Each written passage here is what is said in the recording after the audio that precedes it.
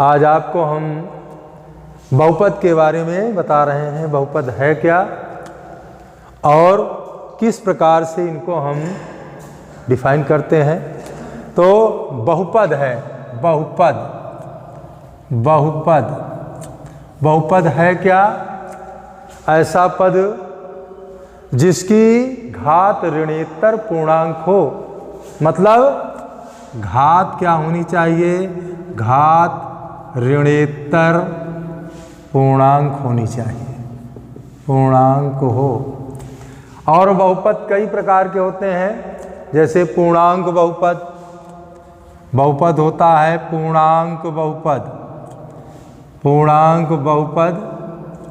तो पूर्णांक बहुपद में जैसे आपका है 2x² + 3x + 5, ये क्या कहलाएगा? पूर्णांक बहुपद। इसी प्रकार परिमेय बहुपद, परिमेय बहुपद, परिमेय बहुपद क्या होता है? जैसे हमने दे दिया 1/3x² + 2x + 3/4, ये आपका परिमेय बहुपद हो गया।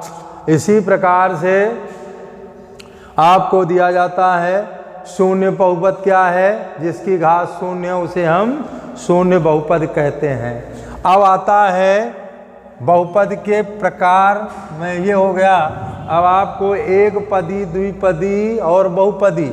बहुपद में होता है एक पदी बहुपद, एक पदी बहुपद।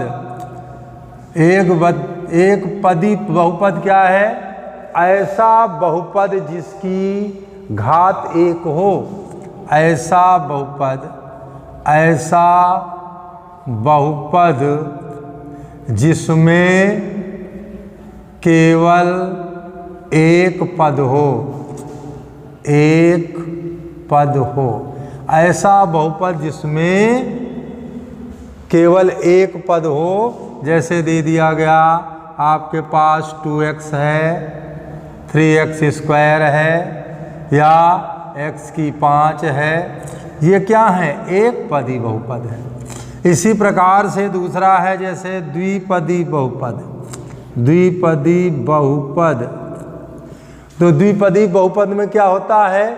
ऐसा बहुपद जिसमें दो पद हों, ऐसा बहुपद, ऐसा बहुपद जिसमें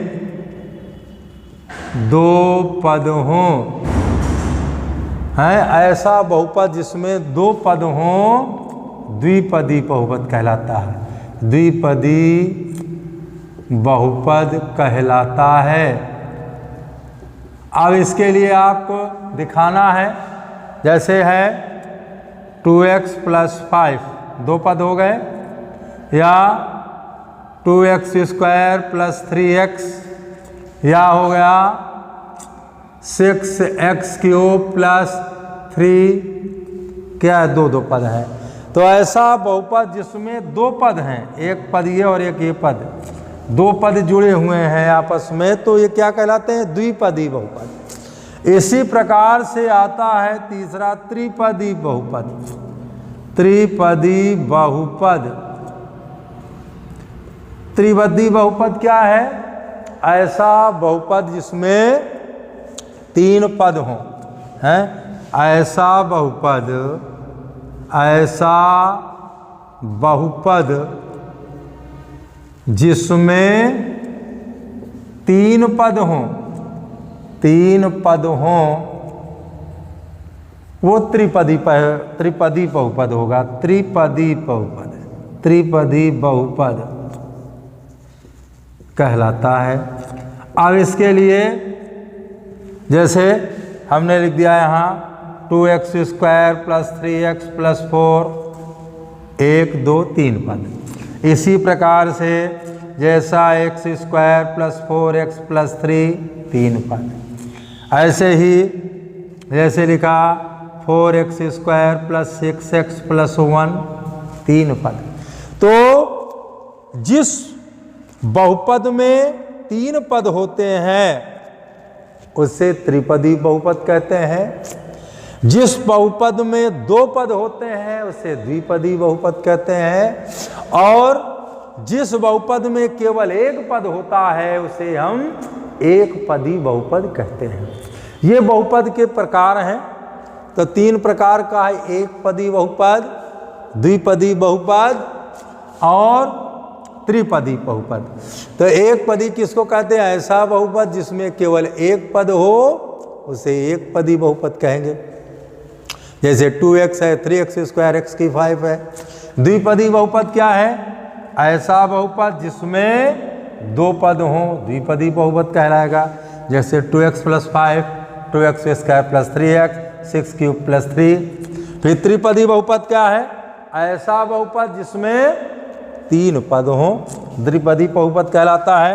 जैसे 2x² + 3x + 4, x² + 4x + 3, 4x² + 6x + 1। ये आपके हो गए बहुपद के प्रकार। अब आता है बहुपद की घात क्या होती है। तो बहुपद की घात ऐसे हम आपको बताएंगे। तो अगली चीज है बहुपद की घात। बहुपद की घात, तो बहुपद की घात क्या होती है? बहुपद की जो सबसे बड़ी घात होती है उसे हम बहुपद की घात कहते हैं। बहुपद की सबसे बड़ी घात, सबसे बड़ी घात बहुपद की घात कहलाती है, कि घात कहलाती है। अब जैसे हमने आपके सामने दे रखा है, दे दिया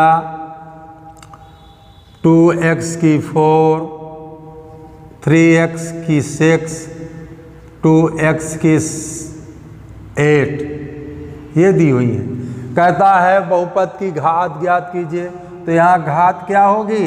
सबसे बड़ी घात क्या है? 8 है। सबसे बड़ी घात क्या है? 8, इसलिए घात क्या होगी? 8 होगी। तो जिस बहुपद की घात सबसे बड़ी घात होती है, बहुपद की जो सबसे बड़ी घात होती है उसे बहुपद की घात कहते हैं। इसी प्रकार से जैसे हमने दिए आपको x की 5, x की 8, x की 9 और फिर दे दिया 10x की 10। मैं कहता घात बताओ, तो घात क्या होगा? 10, क्योंकि यही बहुपद की सबसे बड़ी घात है। ये हमें ध्यान रखना है। बहुपद की जो सबसे बड़ी घात होती है उसी को हम बहुपद की घात कहते हैं। इसके बाद फिर एक चीज आती है, बहुपद को आरोही, बहुपद का मानक रूप। बहुपद का मानक रूप, बहुपद का मानक रूप क्या होता है? तो बहुपद का मानक रूप होता है बहुपद को आरोही या अवरोही क्रम में सजाना, लिखना। बहुपद को चाहे आरोही क्रम में लिखिए या अवरोही क्रम में लिखिए, ये बहुपद का मानक रूप कहलाता है। तो सबसे पहली बात है बहुपद को आरोही क्रम मतलब बढ़ता हुआ क्रम, बढ़ते हुए क्रम में लिखना, या बहुपद को अवरोही क्रम मतलब घटते हुए क्रम में लिखना, घटते हुए क्रम में लिखना बहुपद का मानक रूप कहलाता है। मानक रूप कहलाता है। अब हम आपके सामने दे रहे हैं, जैसे हमने यहाँ दे दिया 2 धन 4x² plus 2x plus 6x की 5 प्लस 3x की 8। इसका मानक रूप क्या होगा? तो मानक रूप जब लिखेंगे तो इसको चाहे आरोही क्रम में लिखे चाहे अवरोही क्रम में लिखे। तो जब आरोही क्रम में लिखेंगे तो बढ़ता हुआ क्रम सबसे छोटी घात हमारे पास पहले 0 है, 2 हो गया, फिर एक घात आ जाएगी 2 प्लस 2x हो गया। इसके बाद फिर हमें क्या लिखना है? 2x के बाद का एक नंबर है, 2 घात वाला क्या है? 4x square. फिर 2 घात के बाद हमारे पास 5 घात का है 6x5 प्लस 3x की 8। ये हमारा क्या कहलाएगा? मानक रूप। और ये हमारा कौन सा क्रम है? आरोही क्रम। ये कहलाता है आरोही क्रम। अब या इसी को लिख सकते हैं अवरोही क्रम में। अवरोही क्रम, अवरोही क्रम मतलब घटता हुआ क्रम पहले आ जाएगा 3x की 8 प्लस 6x की 5 plus 4x square plus 2x plus 2। ये हमारा कहलाता है बहुपद का मानक रूप। तो बहुपद को हम मानक रूप में लिखने के लिए क्या करते हैं? किसी बहुपद को मानक रूप में लिखने के लिए बहुपद को बढ़ते हुए क्रम या घटते हुए क्रम में लिखते हैं। बढ़ता हुआ क्रम आरोही क्रम कहलाता है और घटता हुआ क्रम अवरोही क्रम कहलाता है। जब बहुपद को इन 2 क्रमों में किसी एक रूप में लिख देते हैं तो हमारा मानक रूप कहलाता है।